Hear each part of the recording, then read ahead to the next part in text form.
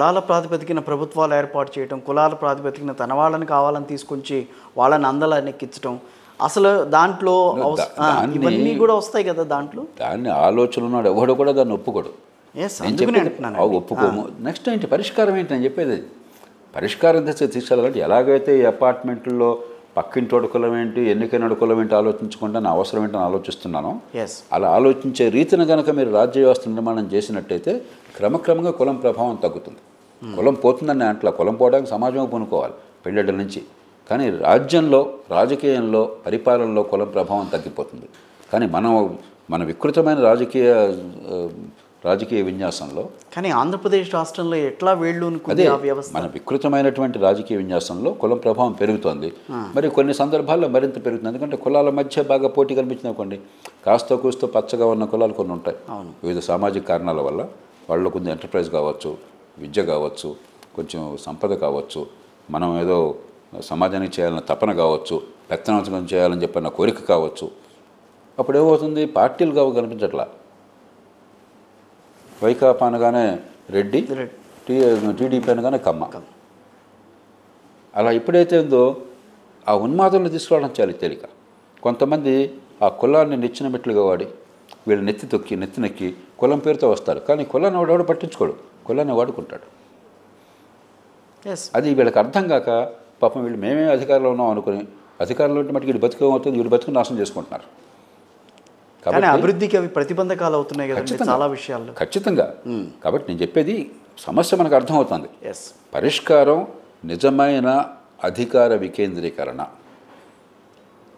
నాకు అర్థమయ్యే రీతిలో పౌరుడికి ఇక్కడ ఏం జరుగుతుంది, ఆ పని జరిగే దానివల్ల నాకు లాభం ఏంటి, జరగకపోతే నష్టం ఏమిటి, నా పనులు పెరగకపోతున్నాయని పూర్తిగా వ్యక్తిగతంగా, కుటుంబంగా అర్థమయ్యే స్థాయికి పరిపాలన తీసుకొచ్చి దాన్ని జవాబుదారీగా చేసినట్టయితే అప్పుడు కాలక్రమేణా కులం కంటే నా అవసరము, నా కుటుంబం ముఖ్యం అవుతాయి. కానీ అలాంటి అధికార వికేంద్రీకరణని మొన్న ప్రజలు కాదని అన్నారు కదా, సచివాలయ వ్యవస్థను తీసుకొచ్చారని చెప్పి. అది వికేంద్రీకరణ ఎట్లా అవుతుంది?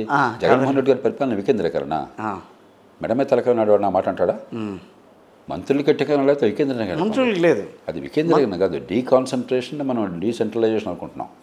ఓకే, డీకాన్సన్ట్రేషన్. ఈ దేశంలో ఎక్కడా వికేంద్రీకరణ లేదు. జగన్మోహన్ రెడ్డి గారిది ఎక్స్ట్రీమ్ కావచ్చు, వికేంద్రీకరణ లేకుండా అధికార కేంద్రీకరణ, ఒక ఆధిపత్య ధోరణి, ఒక రాచరిక స్వభావం. కానీ అన్ని పార్టీలు అన్ని రాష్ట్రాల్లో ఇదే తీరునున్నాయి. ముఖ్యమంత్రి ఇవాళ రాష్ట్రాల్లో నిరంకుశుడు, ఇవాళ ప్రధానమంత్రి దేశంలో నిరంకుశుడు. అధికార కేంద్రీకరణ మనకి మామూలు అయిపోయింది. కాబట్టి ఇదేదో అధికార వికేంద్రీకరణ ఎక్కడ పెట్టారనుకుంటే అంటే అది ఏంటో అర్థం కాక మాట్లాడుతున్నాం మనం. అధికార వికేంద్రీకరణ పదానికి అర్థం తెలియక మాట్లాడుతున్నాం మనం. అవును. అంటే ఇప్పుడు రాష్ట్రంలో ఏదైతే రాజధానులు మూడు ప్రాంతాల్లో రాజధానులు ఏర్పాట్లు చేస్తానని అన్నారు ఆయన. ఇది పరిపాలనా రాజధాని చర్చలోకి వెళ్ళద్దు, మనం చాలాసార్లు చర్చించుకున్నాం. ఏం ఉద్ధరించారో మనకు తెలుసు, అయిపోయింది. ఇప్పుడు ఆంధ్రప్రదేశ్ సర్కార్ ముందున్న సవాళ్ళు ఏంటని అంటారు? ఏ రకంగా ఇందాక చెప్పారు, ప్రస్తుతం ఉన్న పరిస్థితులు రకాలనేవి. అవును. ముందు ఆర్థిక స్థితి, ఎందుకంటే పైసామే పరమాత్మ. రాష్ట్రం దివాలా తీస్తే ఏ ప్రభుత్వమైనా చేసేదేముండవు. 2, ఈ చట్టబద్ధ పాలన పునరుద్ధరించడం, కనీసం కొంతమేర కన్నా కాస్త కొన్ని పద్ధతులను పాటించే ప్రభుత్వం, ఒక రాచరిక స్వభావంతో, గోండా స్వభావంతో, నేరపూరిత రాజకీయంతో కాకుండా. ఇక అసంపూర్ణంగా మిగిలిన, ఉదాహరణకి పోలవరం అద్భుతమైన ప్రాజెక్ట్ అది. అవును. అది గోదావరి బేసిన్ నుంచి కృష్ణా బేసిన్కి జలాన్ని మళ్లించే ప్రాజెక్ట్. అది మామూలు ప్రాజెక్ట్ కాదు. ఆ ప్రాజెక్ట్ వల్ల పెద్దగా లాభం గోదావరి ప్రాంతంలో ఉన్నటువంటి వాళ్ళకి కాదు, వాళ్ళకి అలాగో నీళ్ళు వస్తున్నాయి. గోదావరి జిల్లాలో మీరు ఈ ప్రాజెక్ట్ కట్టకపోయినా వాళ్ళ పంటలు పండుతాయి వాళ్ళకి. కానీ ఆ ప్రాజెక్ట్ ఏంటంటే అక్కడ స్థిరీకరించడంతో పాటు మీకు కృష్ణా డెల్టాకి నీళ్ళు ఎప్పుడైతే మళ్ళిస్తారో, కృష్ణాలోనేమో జలాలు వినియోగం ఎక్కువైపోయింది, అవసరం ఎక్కువ ఉంది, నీళ్లు తక్కువ ఉన్నాయి. గోదావరిలో నీళ్లు పుష్కలంగా ఉన్నాయి, సముద్రంలో కలిసిపోతున్నాయి. కాబట్టి పోలవరం దగ్గర కనుక డ్యామ్ కట్టినట్టయితే సులభంగా మళ్లించవచ్చు. మళ్ళిస్తే పైన అక్కడ ఆయకట్టుకు మేలు జరుగుతుంది. అక్కడ ఆయకట్టుకు మేలు జరిగినప్పుడు మీరు ఇక్కడ నాగార్జున సాగర్ నుంచి కిందకి నీళ్ళు పంపించక్కర్లేదు. అప్పుడు తెలంగాణకు మేలు జరుగుతుంది. తెలంగాణకు మేలు జరిగినప్పుడు మీరు శ్రీశైలం నుంచి రాయలసీమకు పంపించవచ్చు, రాయలసీమకు మేలు జరుగుతుంది.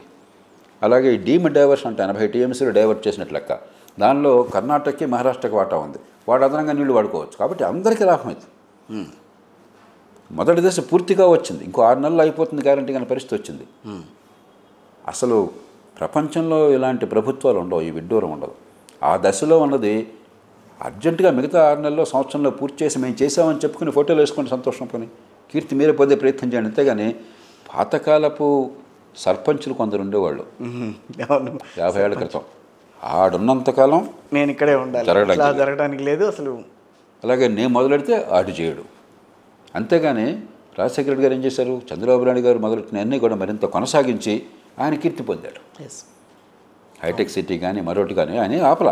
రాజకీయంగా మీకు వైరం ఉంటే ఉండొచ్చు, అవుటర్ రింగ్ రోడ్డు కొనసాగించడం చేసేయడం కానీ పోయిపోటు కానీ ఆయన ఏదైతే ప్రతిపాదించారో కొన్ని జరిగి కొన్ని జరగలేదు చంద్రబాబు నాయుడు కాలంలో, మిగతా అన్నీ చేశాడు.